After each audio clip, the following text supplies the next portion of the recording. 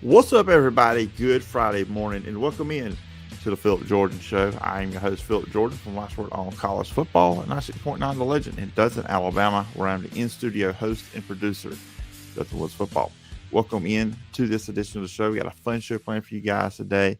Going to be looking ahead to tomorrow's college football games, some of the best ones, and we're going to stick in the SEC and the ACC for that.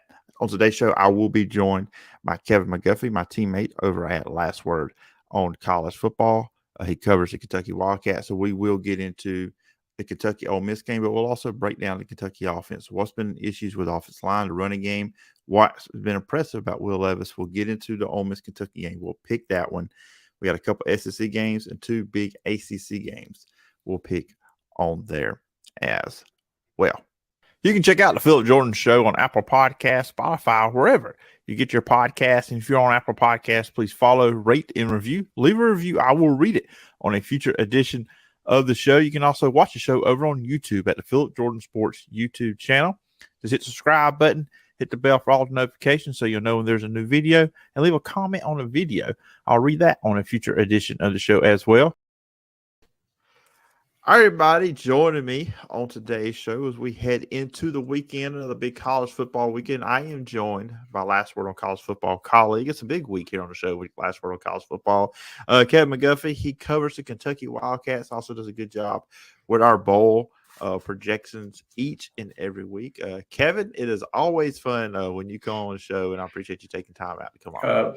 Thank you, Phillip, for having me on. As always, I greatly appreciate it. Shout out Last Word Nation. I don't know, make some kind of thumbs up, do something. I don't know. Anyway, I know they're trying to get that hashtag trending or whatever. But yeah, it's been a good it's been a good week. Shameless plug. People maybe not familiar with Last Word, go over and check it out. I mean, like you said, you got Phillip, you got myself, Brandon, who's frequent contributor with you, and I cast of thousands, maybe not thousands, but I mean, it's a great website, and you learn a lot. Get yourself ready for college football every Saturday. All of us do previews and recaps and all that fun stuff. So, but anyway, yes, sir. Big weekend for Kentucky, and it should be a very exciting game. It's one I'm really looking forward to. That's for sure.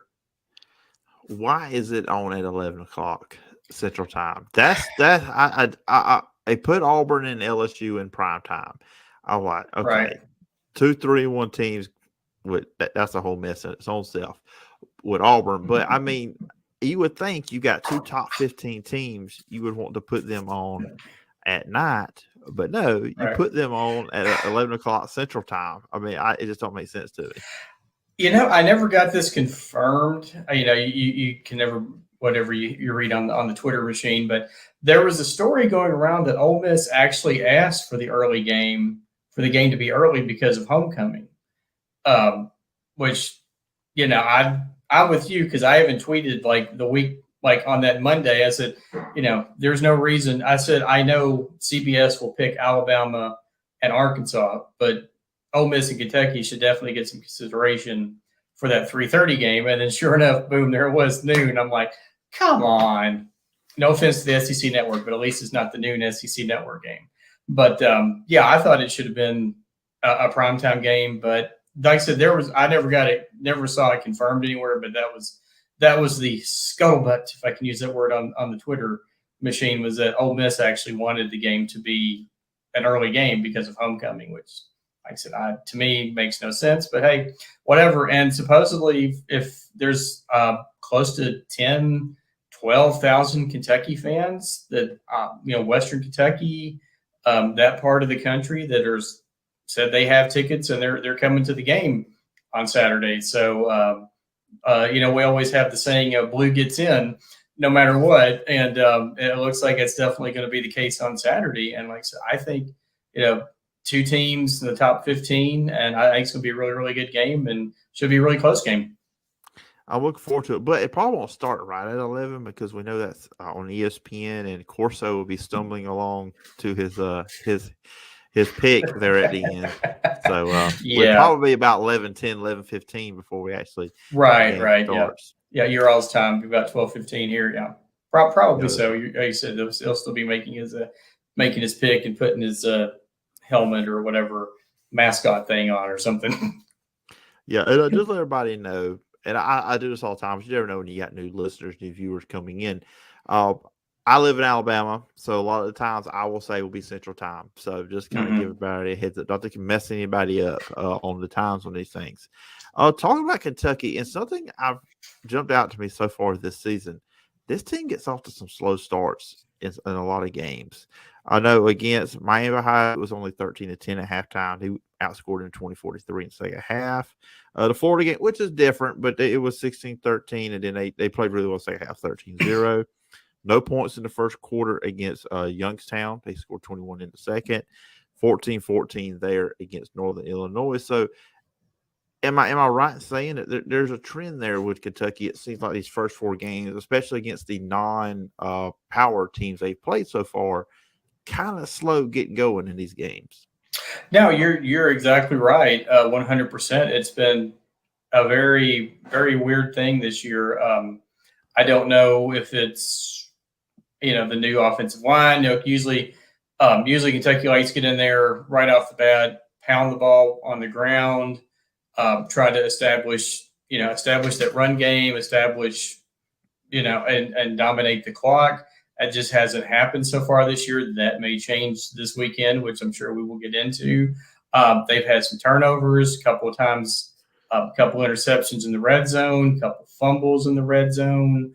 And they've had a problem with sacks. I think Levis has been sacked like 16 times, in 4 games this year. And you think about it, it was like 4 or 5 sacks against Youngstown State. And no offense to Youngstown, but your team shouldn't be getting sacked your quarterback shouldn't be getting sacked 5 times against an FCS school. I don't know if they're still learning Rich Scangarello's offense, but it's a very puzzling, and if it happens again on Saturday, they could really be in some trouble because, like I said, they got behind against Florida, but that second half against Florida is the best half of football they played this entire season, probably. And they're going to need to put that together, to use the coaching terms, put that together for 4 quarters if they're going to escape Oxford with a win on Saturday. And you brought up the sacks, and Will Levis has been sacked more than any quarterback in the SEC. Almost as much as Joe Burrow. Oh, I'm sorry. That's coming from me as a Bengals fan. Sorry, but anyway. Oh no, I remember. I had you on last year, the week of the Super Bowl, when they were going into that game against the Rams. But like I said, 16. He's been sacked 16 times. He's played really well, but also with Kentucky, the offensive line, and I know they replaced guys. 3 guys went off to the NFL, and also the running game has struggled. So when you look at this offensive line, and the big thing coming into this Saturday is the return of Christopher Rodriguez. Right. So can he? Is the running game struggle because he hasn't been there? Is it the offensive line, or is it a mixture of the two? And just this offensive line altogether, what's been your thoughts? I'm going to cheat and say go with the last one, a mixture. If you look at the stats, Kentucky is 13th in the SEC in rushing yards at 81, and they're last in the league, averaging 2.4 yards a game. And you think about all the success, everything that Kentucky's done over the last 5 or 6 years with the Big Blue Wall, with all the guys they sent to the NFL. You talk about, Benny Snell, Boone Williams, and now with Rodriguez. I think it's a combination. I think Cavassier Smoke has done a really good job. His stats are not bad. Ran for 85 yards last week against Northern Illinois. Northern Illinois was the team that won the MAC last year, and I think they've struggled a little bit this year, but I think at the end of the season they're going to be there too. I think it's a combination, and I think they're still trying to find their footing with the offensive line. As you said, they lost Luke Fortner, they lost Darian Kennard and Darrell Rosenthal all to the NFL. And the other 2 guys remaining are playing new positions this year.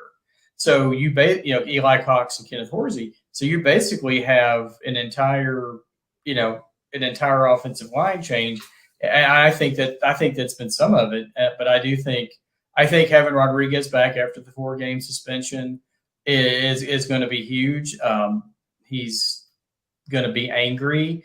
he's going to take out all his frustrations over these last 4 weeks of not being able to play out on Saturday. And obviously, as a Kentucky person, I'm really looking forward to seeing him out there on the field on Saturday. Keydron Smith made a comment I saw today that said, the first time I tried to tackle Rodriguez, he split my lip open, and says, I'm gonna be glad. I'll be glad that somebody else is going to be trying to tackle him on Saturday. So, yeah, I think having him back, at the bummer about this whole thing is that he's probably, by missing these 4 games, unless he just, I can't remember what the numbers is, he needs like 1,100 yards to break the school's rushing record set by Benny Snell. The unfortunate thing is this is probably may end up costing him, that chance, not being able to play for these 4 games. I think he has to average like 150 yards a game, which he could do very easily. But yeah, I think if we get out there on Saturday and they're still struggling with the running game, then it's definitely more offensive line schemes, whatever, and not so much running backs. And Kentucky's had injury trouble too. A guy, Ramon Jefferson, who was FCS All-American at Sam Houston State, he was going to come in and be that guy to spell Rodriguez. He tore his ACL. He's out for the season.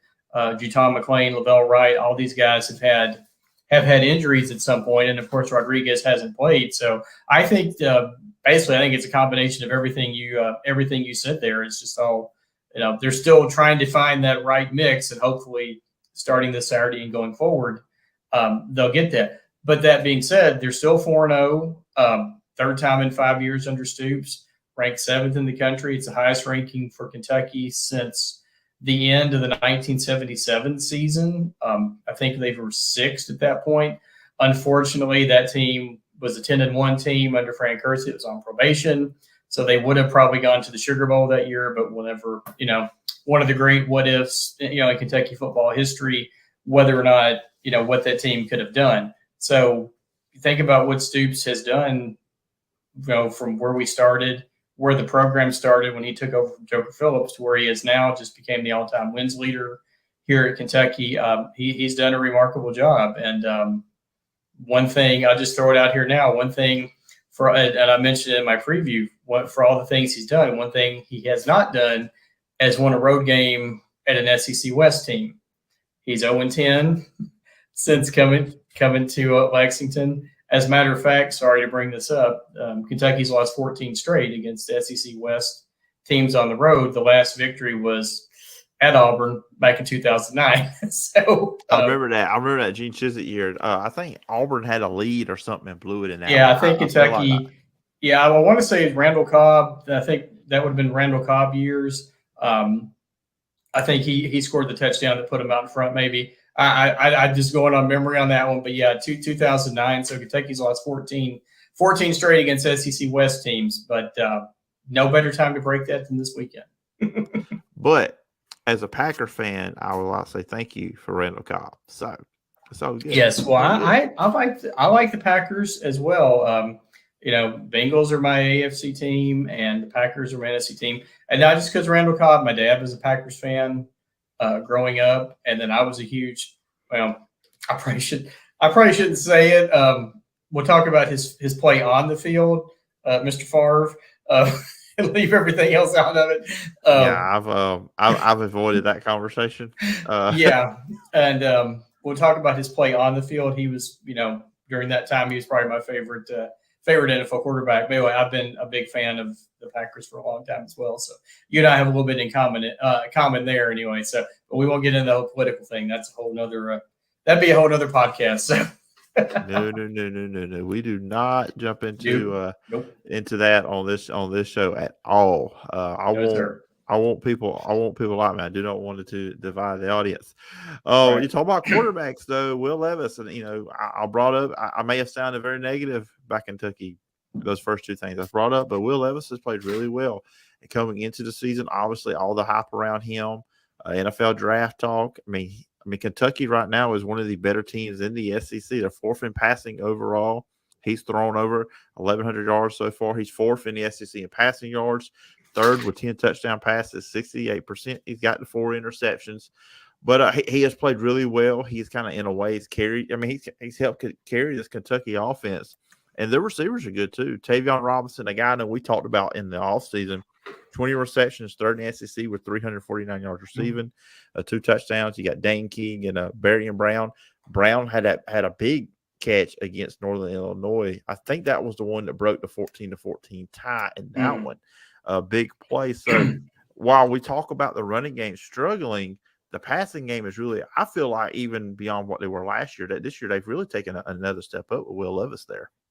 Yeah, you make a very good point. I think Mel Kiper, Todd McShay, they have back. If you go back in the spring, some eyebrows were raised and some chuckles when a guy from CBS Sports said Will Levis could be the number 1 draft pick next year in next year's draft, and people were like, okay, yeah, whatever. Bryce Young, C.J. Stroud, all those guys. But then you look. I think this week Mel Kiper posted his list of his top rated quarterbacks, and Levis was number 2. I don't remember Bryce Young was number 1 or if it was someone else, but he went to the one of the big things they worked on this summer was better precision with his throwing his routes, hitting the receivers. Like a lot of times last year, if you look at his interceptions, he throws the ball so dang hard that a lot of times it would bounce off the shoulder pads or off somebody's hands, and it would all be tipped, and that's how a lot of the interceptions happened last year. But he went to the Manning Academy this year, and like I said, everyone has just been raving about him, and he's having a really, really great season. And as I said, it's a complete 180 from what you've expected from Kentucky in the past. Ground and pound, run the ball, and now Kentucky's, as you said, throwing the ball and having great success with it. And I don't know, you probably didn't get to see, or I don't know if you saw the broadcast Saturday night. One of the SEC announcers, one of the ESPN announcers said, if you're a wide receiver and you're like looking for somewhere to transfer, Kentucky is the place. Kentucky is the place you should come. And when have we ever heard that? But as you said, Tavion Robinson has stepped in. The hope here was that he was going to take over for Wandale, who came in as a transfer from Nebraska and basically had the best season ever as a receiver at Kentucky. And then the dynamic duo, the freshman with Dane Key and Barry Brown. Those guys, those guys have really been have done a remarkable job, and they're going to need all of that and more to beat Ole Miss on Saturday. Yeah, let's jump into that game. I really look forward to this game. I'm paying a lot of attention this Saturday to the SEC and the ACC. I think that's where all the best games are at on Saturday. I'm sorry, Big Ten. I'm sorry, Big 12. I'm sorry, Pac-12. But that's just kind of the truth for this Saturday. But we get things kicked off though with Ole Miss and Kentucky in this one. Of course, 11 o'clock kickoff. As I talked about, Ole Miss comes in as a 7-point favorite in this one. And really looking at it, it's kind of two teams that kind of have the same style because as we talk about Will Levis, Kentucky, Stoops, whoever's OC, he wants to run the ball. That's what he wants to do. Smash mouth football, start with a run. And Ole Miss does that too. I mean, Ole Miss is the SEC's best rushing team, averaging almost 281 yards a game. Kind of like a three-headed monster with Quinshawn Judkins, Zach Evans, and quarterback Jackson Dart. So, and I kind of ask you about the Kentucky defense going up against that. They've had a solid defense so far this year through 4 games. Teams are on averaging 13 points a game against them, giving up 272 yards a game, which is 4th in the SEC. When you look at the Kentucky defense going against that Ole Miss offense, just kind of what's your thoughts? What's some key matchups you see with that?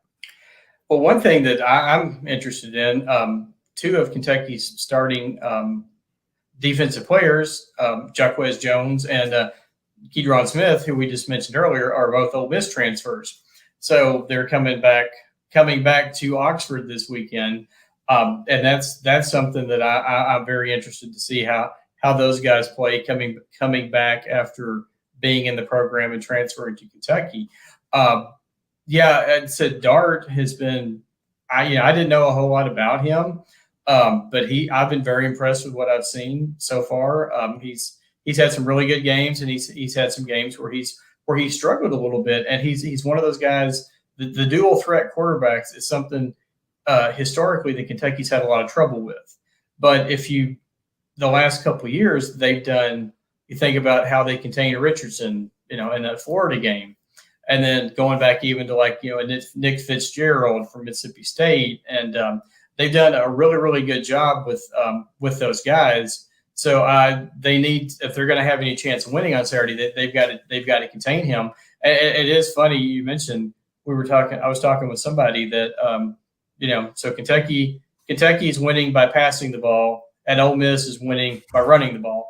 Because you don't think, when you think of Lane Kiffin, obviously you think of that crazy, kind of a high octane offense, but they're running the ball and running the ball really, really well. And Kentucky's done a pretty good job of stopping the run. Again, it starts up front with Justin Rogers, Octavius Oxendine, those two guys up front. They're going to need big games out of them. And then obviously DeAndre Square, Jordan Wright. Square had a huge game. Both those guys had huge games in the wins against Florida. And then it seems kind of weird, but I almost would like to see what happens when Ole Miss tries to pass the ball. He has, as you said, Jonathan Mingo, the average of 21 yards, 21 yards a reception. Like I said, it seems weird to say, but I almost want to see what happens when they try to make them pass the ball, because Kentucky's secondary is one of those places that we were really concerned about this year. But you think about Smith, Carrington Valentine, Jalen Geiger, some guys who hadn't played, who were backing up guys who are now playing in the NFL, and they've gotten their chance, and they're doing really well this year. Kentucky hadn't given up a fourth quarter touchdown until they gave up that one kind of in garbage time this past Saturday, when all of us in the Big Blue Nation had their collective heart attack, thinking back to the days of, okay, how are we going to, I never really thought Kentucky was going to blow the game, but, they did make us sweat a little more than we wanted to with that, because then, they had that touchdown, and then Northern Illinois kicker had like this perfect onside kick. As someone who was a kicker back in the day, I was like, okay, that was impressive, because it did like the bounce, like the one bounce and the second bounce, did like that really high bounce, and then like Dane Key reached up for it and just over his hands, and we're like, oh gosh. But then Trevor Wallace ran in real quick and fell on the ball, and the game was over. But anyway, like I said, you can say that with any game, but the battle up front, how Kentucky does against that offensive line. But I look for Square and Wright to have really, really big games. They're still going to be without J.J. Weaver. He got injured in the Youngstown State game. There was hope that he would be back for this week, but that doesn't look like it's going to happen. But yeah, like I said, I think that battle up front, Kentucky, like I said, it sounds weird. Kentucky stopped their rushing game, forced them to pass. I like Kentucky's chances. Now we'll see. Saturday at 4:00, I may be like, well, we should have made them run. Maybe should have, make them run the ball more. But anyway, and talking about Ole Miss and Lane Kiffin being more of a run team. When he was at Alabama, and I'll clean it up because this is a family show. A lot of Alabama fans would be tweeting it, and it would say, "Run the dang ball, Lane! Run the dang ball!" Because he would always be throwing it so much at some right. point. So he was the offensive coordinator, Alabama. So just kind of interesting how they've made that flip with him. And we talked about the Kentucky offense, a lot there in the open, but just going up against Ole Miss defense, who's sixth in the SEC overall, scoring, only giving up 10 points. But I mean, Ole Miss really has not played a great schedule either, the first 4 games. I mean, somebody said, well, Kentucky's played the 3-9, but they did play Florida, which was, I remember going into that game, a lot of people were really liking Florida because of what they just did against Utah.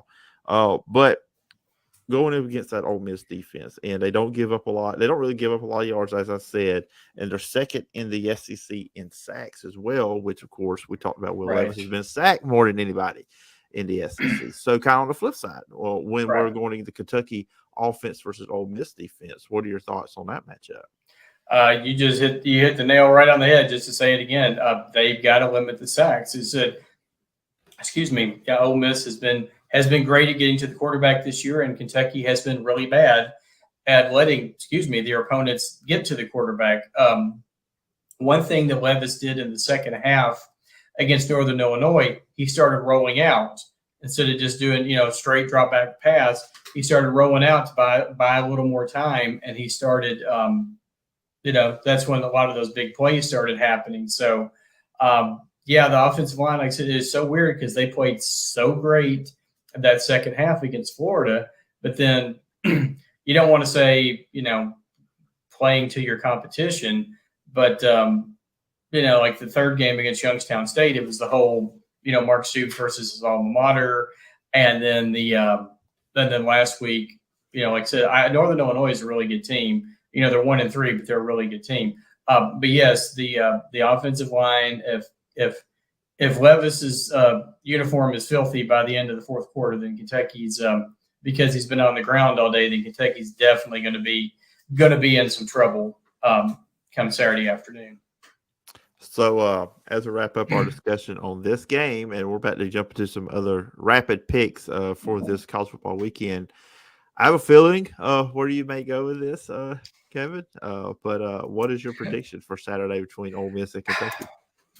Yeah, for my post for last word, I said Kentucky 28-24, and I'm going to stick with it. I think Kentucky is on the verge, possibly something special this year, and in order to do that, they need to win. They've either got to win this game or Tennessee, and like I said, I think they can do it. The last two times, Kentucky's due is what I look at it. The last two times Kentucky's played Ole Miss, they've lost basically on heartbreakers. 2 years ago, a missed extra point in overtime, and Ole Miss won 42-41. The game previous to that was 2017. Kentucky scored, took the lead late. Jordan Tamu, if you remember him, drove them down the field and hit DK Metcalf in the end zone with 5 seconds to go to give Ole Miss a 37-34 win. So, I think Kentucky's due, and I think Kentucky's going to put it all together. I think the offensive line is going to play better. I think having Rodriguez, I think he's going to go for at least 125 yards and at least one touchdown, maybe two. Having him in the backfield, I think will cure a lot of those red zone issues that Kentucky has had. And I'm going to say 28-24 Kentucky. So there you go. All right. So I'm going to be making picks there in this segment too. Okay. So going into the Florida game, I will admit this. I picked Florida. Mm-hmm. And I look at this whole thing here, and there's a part of me that looks at it. I want to say Ole Miss, but I've seen Kentucky play in a big game against Florida in a big atmosphere, and Ole Miss hasn't done that yet. And I still think Ole Miss is very inexperienced in certain spots. So I'm going to go with Kentucky here as well. So I probably sounded like I was about to go Ole Miss on you, but I am going with UK on that one. So obviously, the other big game in the SEC is Alabama at Arkansas, which Arkansas they coming off a loss. It feels like the better team got beat in that one. It's just a lot of things went crazy winning against Arkansas against A&M, and Alabama comes in at 4-0. And Kevin, this is a tough stretch for Alabama coming up at Arkansas. Mm-hmm. Then you host A&M, and then you're at Tennessee. And if Mike Laval is listening to this, I think Alabama's primed to get beat by Tennessee because of a lot of reasons, but just these three games all back to back. Now, Alabama's a 17-point favorite. I think Alabama's going to win because I think Bryce Young against that Arkansas defense, while they are leading the SEC getting to the quarterback, they are also not good. Going into the A&M game, they had allowed 300 yards passing in every game. So I think Bryce Young's going to have a big day against Arkansas Saturday. What's your pick on this one? I'm going with Alabama. As much as I'd like to see Arkansas pull the upset. Sorry to Alabama fans who might be listening or watching. I just think Alabama's a better team, and as you said, I think the only way, unless they're looking ahead to that Texas A&M game next week, I just don't see even on the road. I just don't see Auburn. Excuse me. I don't see Alabama losing this one. So I'm going with the Crimson Tide. Yeah, just real quickly, I'll jump to the next game. My whole feeling is you play Arkansas this week, I think you're better than them. You beat them. And I think they do beat A&M next week. But I think that A&M game is going to be so emotionally charged because of A&M beating them last year and what happened between Saban and Jimbo during the offseason. I think when they go into Knoxville, I think there's a good chance Tennessee is undefeated in that game. And that's just going to be in an emotional environment in Knoxville, Alabama coming in, and what they'll probably come off after A&M. So that's kind of – I'm not coming on here yet and saying I'm picking Tennessee to be Alabama, but I do think that is a spot where Alabama could get got, and that's one I'm kind of looking at with that one. Talking about Texas A&M, they're at 3-1. They will be at Mississippi State, who's also 3-1. Mississippi State, they're actually a 4-point favorite in this one, which I don't know how many SEC fans outside the two fan base are going to be watching this. This is on 3 o'clock on the SEC Network Central Time. While Arkansas and Alabama are playing, A&M lost this game against Mississippi State last year. They've lost pretty much their only real threat receiver, Nye Smith. You know what? Defensively, I think they'll be low scoring, but I'm actually going to go, which is not an upset because they're favorite. I think Mississippi State's going to win this game. Yeah, I'm going to say Mississippi. I was going to say I was thinking Mississippi State just in the intro, but then after you, man, I agree with what you're saying. Just for fun, I have Will Rogers. We have this college football, like fantasy football league that some of us are in, and I snagged Rogers with the first pick, and I've been very happy about that so far this year. No, I think, as you said, I think Texas A&M losing their receiver is going to hurt them a lot, and I think Rogers will find a way to win. Mike Leach will find a way to get that W, and I'm going to go Mississippi State. So at some point, we'll have to pick against you, but that's okay. It's probably going to be the Tennessee game, but anyway. No, not this week. This is the last one with the SEC, and I'm going to let you pick this one first. It's LSU playing at Auburn. LSU is a 9-point favorite going into this one. LSU's played a lot better since the Florida State game. They've now won 3 in a row. They did get that win against Mississippi State. I think Jaden Daniels, the quarterback's been playing really well over the last season. Their leading passer and their leading rusher. Auburn's just a mess. I mean, it's just a bad situation going on in Auburn right now. Harsin got saved by some miracles last week, but who do you like here? Harsin, as we're talking right now, Harsin still has a job, right? So yeah, as of this recording, because I know there was some rumor as we're recording this that he was about to be fired or something. I don't know. I can't pick Auburn. We'll put it that way. So, well, we're in agreement here. I think LSU wins this game because Auburn they can't block. No, I'm so sorry.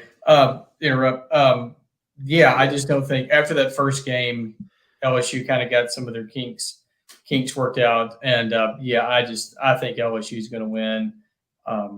And the Harsin saga will continue. But I'm LSU. I'm going LSU by maybe 7 to 10 points in that one. So this series has seen some crazy things happen.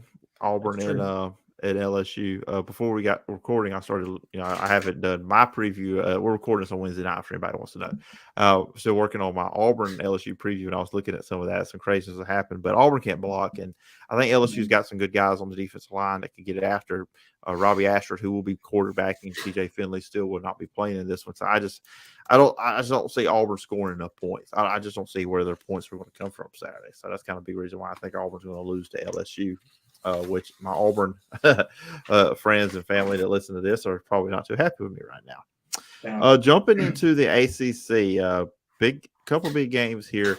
Number 22, Wake Forest, 3-1 off that big loss. Really hard loss against Clemson in double overtime. They will be in Tallahassee this Saturday to play Florida State, who's 4-0, 2-0. Mike Norvell has turned that team around. FSU is a 7-point favorite in this one. So, Kevin, who do you like? Well, with apologies to our fearless leader, Mr. Tony Siracusa, I'm going to go Florida State. Earlier this week, I really, really thought Wake Forest could win, but I don't know. It seems, as you said, like Norvell has turned the corner, finally got the program to where you kind of almost expect the Florida State program to be. I think this will be a close game, but I'm going to go with Florida State. Not so fast, my friend. Yes. I am going with Wake Forest in this one. I think I know it was an emotional loss against Clemson. I think they're going to get off the deck. I think they're going to go to Tallahassee. I think they're going to upset the Florida State Seminoles in this one. So I'm going to go with Wake Forest. And then maybe I'll change my pick now. Now we have to disagree on something, so it's by rule. So I will go with Florida State. And then the biggest game of the day is number 10 NC State 4-0 at 4-0 number 5 Clemson. The biggest game. Me and Tony talked about this the other night on the show that this is the biggest game in NC State's history, and they're going to Clemson. I'll pick this one first. Clemson 6.5-point favorite. I really like what I saw to DJ at quarterback out of Clemson. He played really well. He's improved.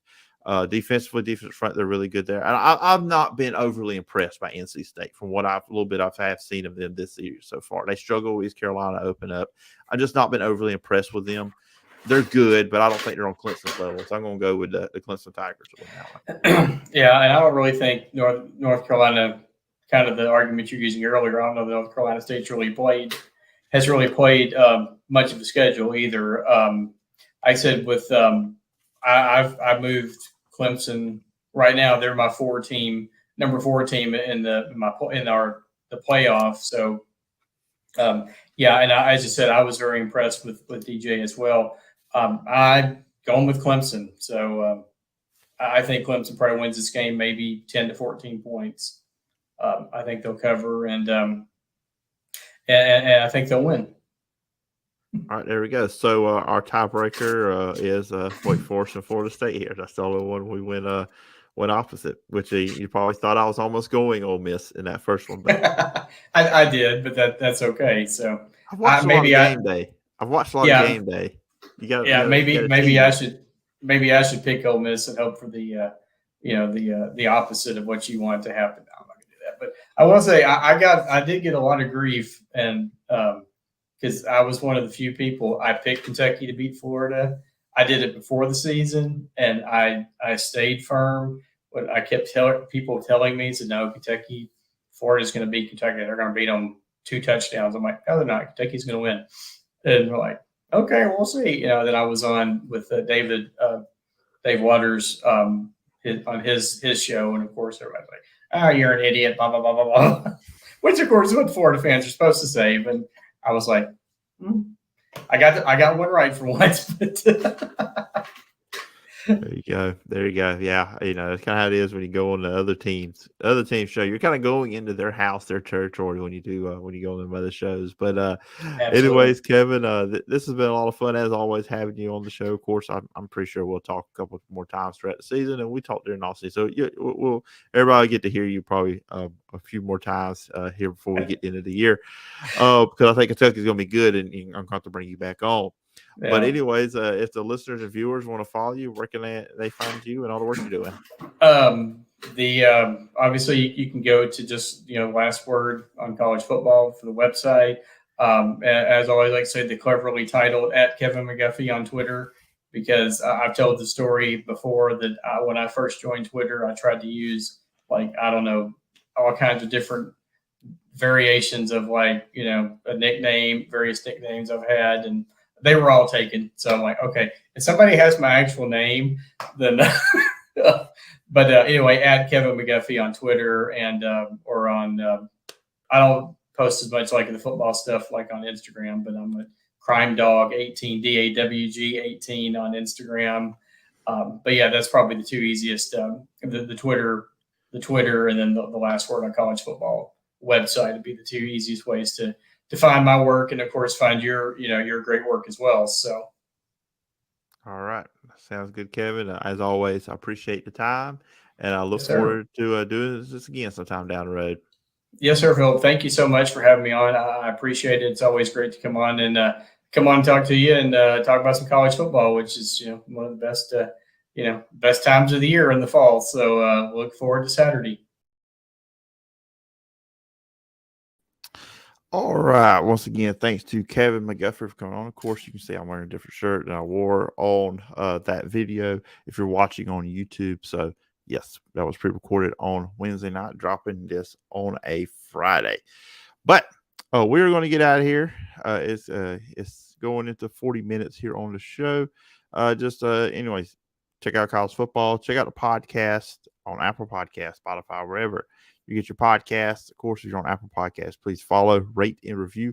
Leave a review. I will read it on a future edition of the show. You can also check out the show over on YouTube, as I just mentioned, over at the Phillip Jordan YouTube channel. Just hit the subscribe button, hit the bell for all notifications. And if you do a comment on a video, I'll read that on a future edition of the show as well. You can email me at sportstalkphilipjordan@gmail.com. Follow me on social media at pjordansec. And just a little update on the feed and channel is you're going to get your multiple shows of college football content during the week, but there's going to be some new individual shows also pop up on there. So you'll get your college football shows, but there may be one or two NFL only shows. Not a lot of difference in what you'll be getting content wise. Just letting you guys know some new things, particularly more for the YouTube audience. Just letting you guys know. So just about got daily content. Got the Wiregrass High School Football Report popping up on here. Got the Jed Kennedy Coaches Show brought to you by Property Champions popping up on here. This show, the Phillip Jordan Show, college football shows, future NFL shows. When I get those going again, I keep saying I'm going to do it, but I didn't. And then also probably some college basketball related content is going to be coming up on the channel as well. So a lot of stuff is going to be coming. So please check out the YouTube channel and share it with all your friends. Well, guys, I'm going to get out of here because I have got to go to the day job and go make some money so I can pay you to do this show for you guys as much as I do. Hope everybody has a great weekend, and I will attempt to talk to you on Monday. Bye-bye.